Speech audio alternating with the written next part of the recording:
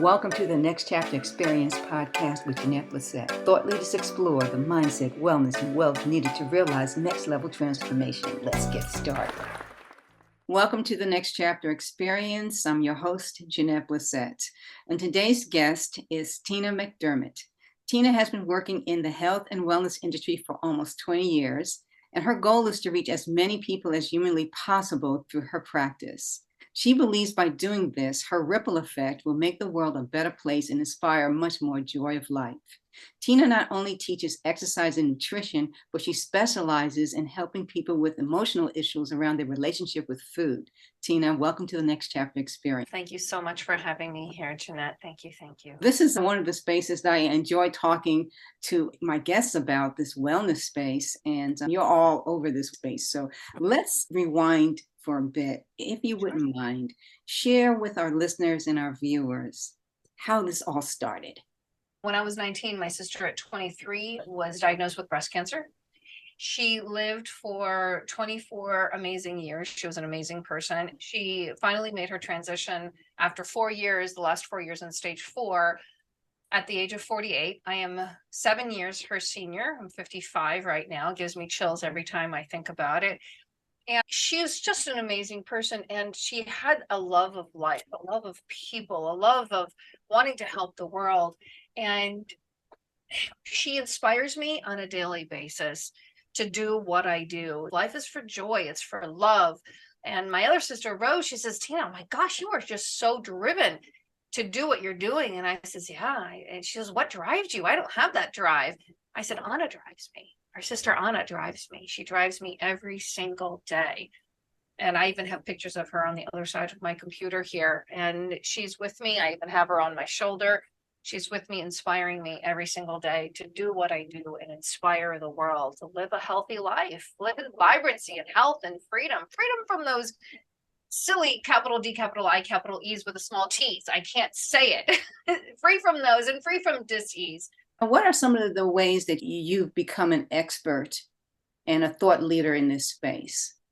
I've been doing it for 22 years, and they say that to be an expert, you should be doing it for 5 years, and I've been doing it for 22. I've helped thousands and thousands of people, even with that ripple effect, even more thousands of people. Now, I started off as a personal trainer. I was training for many years, so I have all of my personal training certifications, and through that, I injured my back, and I'm so interested in nutrition. So I went back to school and I got my certification, it's called the NC, American Association of Nutritional Consultants. And I dive into books all the time. I'm always learning, I'm always educating, and I'm always surrounding myself with other thought leaders in the wellness space, create my own programs. I write my own ebooks, my workbooks, my recipes. And recently, since the pandemic, now I've been doing cooking classes within corporations for years. Since the pandemic, I started doing virtual cooking classes, and I started Tina's Joyful Kitchen, and I have a YouTube channel. So that's where I am. It's a beautiful thing. It's a beautiful thing because a lot of people are mystified by what they consider putting together a healthy meal. I talk to a lot of people and they say, I'm eating healthy. And I say, what does that look like for you? Yeah. So let me ask you the question. What does eating healthy look like and feel like in your mind? Eating healthy, in my mind, I'll give you my philosophy on eating, Jeanette. My philosophy on eating, it encompasses everybody, whether you're vegan all the way up to a meatitarian, it doesn't matter. We eat foods as close to the way that Mother Nature created them for us. The more that they have been processed, the worse they are. So you're better off eating the banana than the dehydrated bananas, because who knows what they fried them in and the high heat. So as close to the way that Mother Nature provided our foods, and eating foods that, this is a philosophy people can keep in their minds, eat foods that walk, fly, swim, and grow, with a huge emphasis on grow. Huge emphasis on grow. I'm talking 10 to 12 vegetables a day, surrounded by maybe a good protein, a lean protein, and some really good fats. That's what healthy eating means to me. I do have a question for you around what you just said. I have been a listener and a fan of one of the leading thought leaders in this space, Dr. Gundry. One of the things that he talks about, especially as it relates to fruits and vegetables, is that there are some fruits and some vegetables that basically don't serve you well in terms of what they do to your gut health. Correct. But he also talks about the impact that fruit has on your system, okay, relative to what it does to your blood sugar. He has a phrase that he uses, and he says, give fruit the boot if you are trying to stay slim. What's your perspective of that? All right. I love that you've asked me this, and I love fruit. Eating fruit in its wholeness. Here's the thing. If you have a dis-ease, blood sugar issues, you need to limit your fruit. Half a cup, berries only in the morning. For now, once you clean up the gut, once you are healthy with your gut, then you can introduce a little bit more fruit here and there. Now, it's important that when you're eating fruit, here, look at it here. Let me say this. I'd rather you eat a piece of fruit than a candy bar. Okay. I'd rather you eat a piece of fruit than a candy bar. If you need to make your transition that way, go for it. Anyone that says eliminate completely, gotta question that, because there's so many vitamins and mineral and phytonutrients in berries specifically. They're lower in sugar. They're low in the glycemic index. Now, if you're like, Tina, I really want a candy bar, and I'm going to eat an apple instead. I still have this dis-ease, but I want some fruit. Then eat the fruit and eat it when it's combined with other foods, because when you combine it with your vegetables, when you combine it with a protein and a good fat, it blunts the rise in the blood sugar of that fruit. And I know you know this, but eat it together with something else, or have an apple with some almonds. The almonds have the protein and the fat, and that blunts the rise in the blood sugar. And I'll tell you something else. I'm Italian, although my last name is McDermott, but my parents are literally off the boat Italian. I've been going back and forth my whole life. I've guided bike trips there forever, bicycle trips. And in Italy, even in my household, every single dinner, my father, until this day, I was just there this weekend up in New Jersey with my dad. After dinner, he peels an apple. He always has to peel it. I'm like, why are you peeling it? Oh, you're not supposed to eat the skin. I said, well, I think you should eat the skin. But anyhow, that's another discussion. He peels an apple and he hands a piece to everybody, because the fruit has digestive enzymes that are going to help you digest your food. And I go to Italy and I sit with my aunts and my uncles, and it's always the male figure. It's crazy, that is sitting there peeling the apples and handing them out to everybody. They're always doing that. And I have a beautiful picture of a beautiful bowl of fruit that we eat after the meal.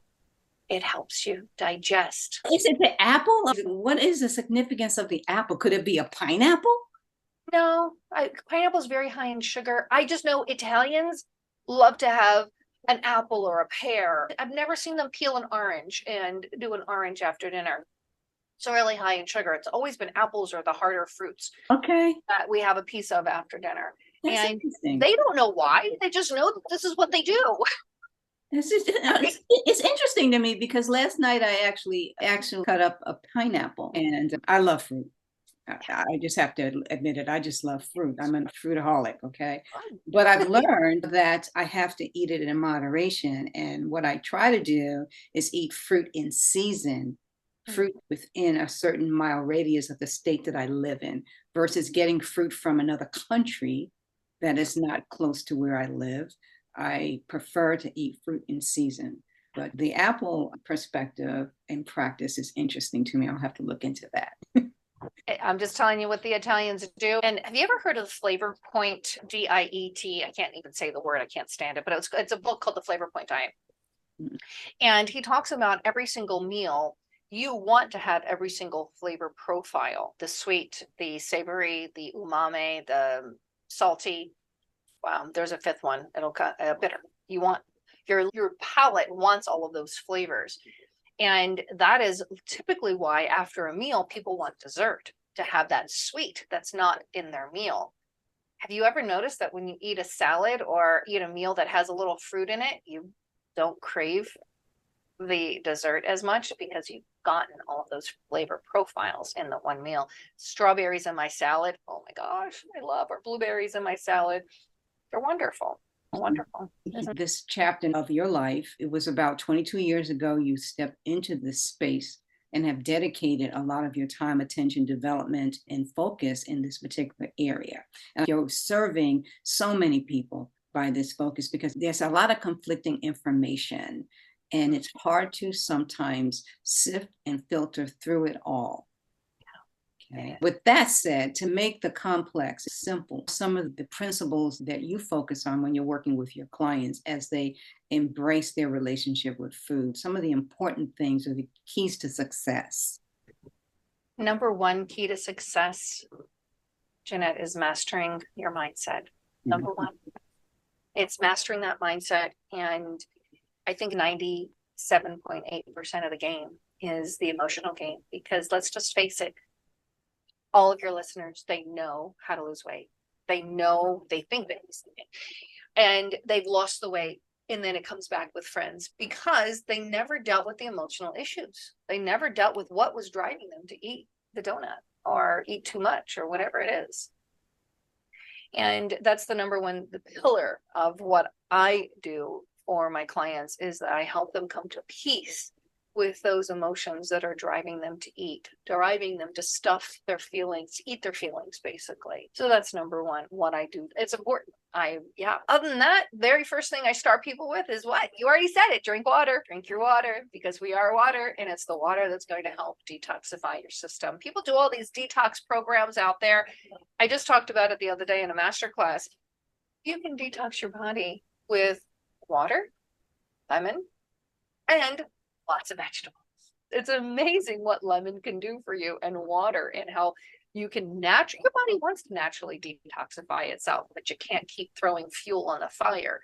Not all day long lemon water can destroy the enamel on your teeth. So first thing in the morning, hot lemon water, and then lots and lots of mostly green leafy vegetables will help detoxify your system. That's great information. So thank you for that nugget. It's great information to have. So as you work with your clients who have a certain relationship with food, some of it is deeply rooted in their cultural backgrounds or their belief systems and things of that nature. Once you clear that stuff out or deal with that, and then it becomes, how do you manage the relationship with food? Yeah, you have support. You have support of a community, a coach. And I think sometimes they'll clear out those emotions within 5 minutes. Sometimes it takes several hours. Sometimes it takes a little longer. It depends on the individual, if they're open to feeling the feelings, because we like to stuff the feelings down, and we need to feel the feelings and surrender to them and allow them to release. The aha moment for me was the understanding of the impact of eating certain foods. Once I understood the science behind it, that was the switch that needed to be turned on. For me, it was the information on the best way to manage my gut health and my health in general. And since that time, I've not had the yo-yo dieting that you talked about. The yo-yo up and down, 20 pounds, down 20, up 30, down 10. Never had to deal with that. I lost almost 50 pounds, and I've kept it off only because I understand the information that you are propagating. So I understand the impact. That's what I'm saying. Yeah. And for you, with the scientific mind, that makes sense to you. My sister's very much like that. And then there's other people who their emotions are what drives them. Their emotions what drives them. And that is what I work with. No doubt. We were talking about the pillars of health. Number one was the mastering the mindset. Number two was drinking your water, eating vegetables, eating whole foods. That's a big pillar. Moving your mass. That's with a small m. The rest is capitalized. Meditation, prayer, and de-stress. Those are all the things that I help people with. You mentioned that in your ebook, that factor of de-stressing. And I think that for me, when I read that, it had a lot to do with grace and gratitude as the way to lead into it. And I don't know what the pressure is for a lot of people. Is it perfectionism? Is it expectations from the external factors, or whatever that is? Just almost removing that and creating a safe space for you to exist, if you will. I agree. And it's the safe space where we need to be.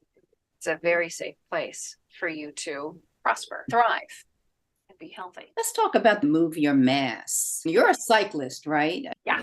Okay. Do you do indoor cycling or outdoor cycling? I'm an outdoor cyclist. I'm a roadie as well as a mountain biker. And so I do both.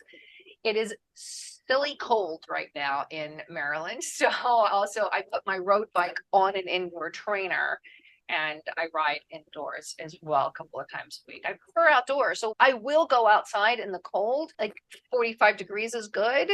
A couple of weeks ago, we went out and it was 45 and it was supposed to be sunny. It wasn't sunny. It was cold and windy and we all came back frozen. Anyhow, so I do both. Yeah, that's what I do. So, for the average person that perhaps is not as active and your encouragement is to move, what kinds of activities can they focus on that would perhaps support that philosophy? I love that question, Jeanette. You do not have to be like me, like crazy cyclist. What I propose that my clients do is that they walk and stretch, walking and stretching, walking and stretching, walking and stretching, because we are meant for movement.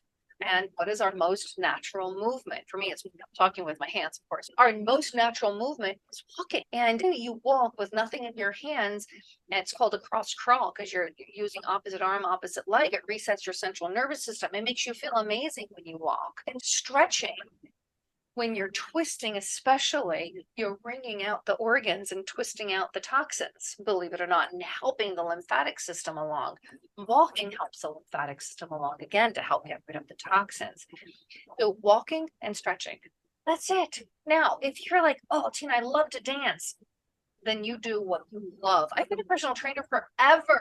You don't have to go to the gym. You don't. Do what you love to do. You love to walk, you walk. If you love to run, you run. You like to bike, you bike. If you love to dance, please dance. And I recommend that you set an alarm every hour and in 5 minutes get up and dance and stretch and sing and change your state and then get back to work. And I promise you, you'll be more efficient. No doubt. I had some friends who would snicker when we would be in the gym because I was drawn to the Zumba classes and I thoroughly enjoyed Zumba. I used to lift weights and do all that, but I just made a decision and said, I'm going to engage in things that I actually enjoy doing. And I stumbled across the Zumba class and I was drawn to it. The other group would actually greet me when I would be coming into the gym. They said, oh, you're going to that dance class, aren't you? I said, yep, that's exactly where I'm going, to my Zumba class. Still do it to this day. Yeah. Because you love it. Do what you love. Do the exercise that you love. Just always move your body. And there's people who just want to move their body once a week. No, we are meant for movement all throughout the day. That's why I suggest take little mini breaks. Run up and down the steps, dance a little bit, put on a song and sing a dance, run around the block, go in the backyard, throw the ball with the dogs. Take a break, get away from the computer, get away from the work, and move your body and take those deep breaths. You will be so re-energized when you come back. I would agree. Yeah, and I used to be a bodybuilder. I used to lift weights all the time. And basically I cycle and I walk and I stretch. That's it. I don't want any more. I don't need any more. That's enough.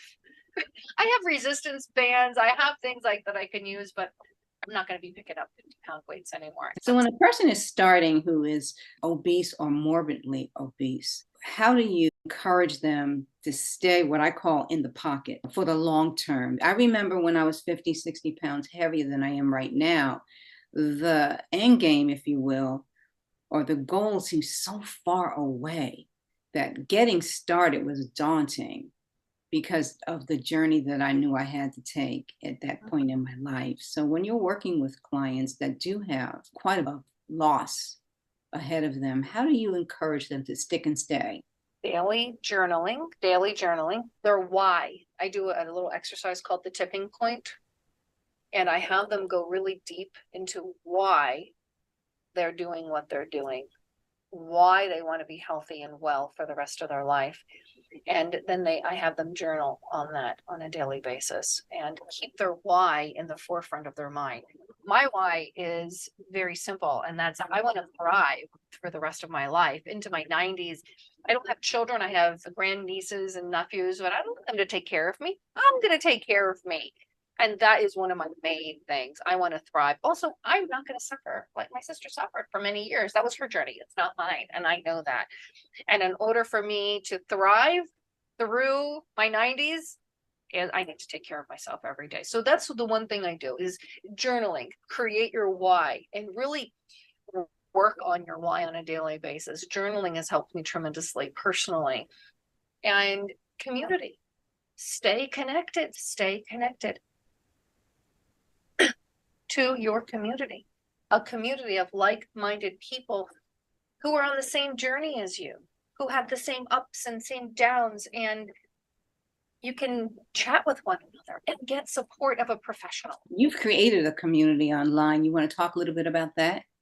Right. I have a couple of Facebook groups, actually. My weight loss Facebook group is called Weight Loss Lounge Women 40 Plus. Weight Loss Lounge Women 40 Plus. I'm 55, and a lot of people who are in menopause are coming my way or going peri or post. And I also am a partner in another Facebook group called the Menopause Support Group. We have 117,000 members. It's been around since 2013, and there's a whole wave that we're creating from that to help women cruise the wave through menopause with grace, gratitude, confidence, and ease. And we even have a book that we wrote. We're going to be writing another book on all of that. Those are some spaces that you can find me that are support community. No doubt. I will include those in the show notes for today's conversation. Based on some of the work that you're doing through your programs, how can they reach out to you other than the social media platforms? You can find me on my website, tinamcdermott.com. tinamcdermott.com. And if you would like to have that ebook that I wrote that you have, it's tinamcdermott.com/JG for joyful gut. Because I believe our guts need to be joyful and not in pain like I was in most of my life. So let's now pivot to your YouTube channel. Tina's Joyful Kitchen. Because Yeah. I'm the lazy, inspirational chef. Yes. I remember hearing a conversation about the use of garlic. And now I understand what the whole garlic thing is about based on your background. Garlic is wonderful for you. It boosts your immune system. It's antiviral, antibacterial, antimicrobial. When you put heat on it, like high heat in the jars or the powder, you're not going to get that. You might get flavor, but you're not going to get the immune boosting properties. They say that lots of places in Italy are the blue zones. One place in Sardinia is a blue zone. It's because they live Mother Nature. They eat foods from Mother Nature, less processed, and they eat garlic. So let's talk about that YouTube channel. What can a person expect when they actually land on your channel in terms of the offerings that you have based on your videos? They're going to get a lot of fun, a lot of joy, and I cook and I teach all at the same time. See, my goal is for people to find joy in the kitchen, even if they don't know how to cook, even if they don't like to cook. I want them to find the joy in the kitchen, because people these days, they think that food comes through a drive-through, and it doesn't. It comes from the farms. I was in Italy in October with my family, and I did 1-minute snippets each day. And each of the snippets are all about where I am and about the food and about what we're eating and how we're eating. And it's just amazing. So you'll find 14 days of little snippets, and you'll find full hour episodes, and also some 5-minute snippets of eating, again, back to Mother Nature, whole foods, low sugar. Sometimes I'll bake with a little bit of honey, but not too much. Not too much. I like to have a dessert occasionally. One of the desserts that I enjoy baking is lemon pound cake, and I'm looking for a healthier way to prepare that lemon pound cake. You should be able to find that, and now you've got me curious to find a gluten-free, nut-free lemon pound cake recipe. And I love those kind of challenges. I'm going to figure it out. I'm going to test it, and I'm going to send it to you. My pleasure. I've got a little note to myself right here. As soon as we get off the line and I have your email, I will send that to you, my dear. Fantastic. I have thoroughly enjoyed our conversation, Tina. It's been fabulous. Thank you so much for adding so much value to our channel for our listeners as well as for our viewers. Thank you so much. And I hope this is not the last time that we'll have a conversation. It's been an honor. Thank you so much for having me here today, It's been a blast. Thank you.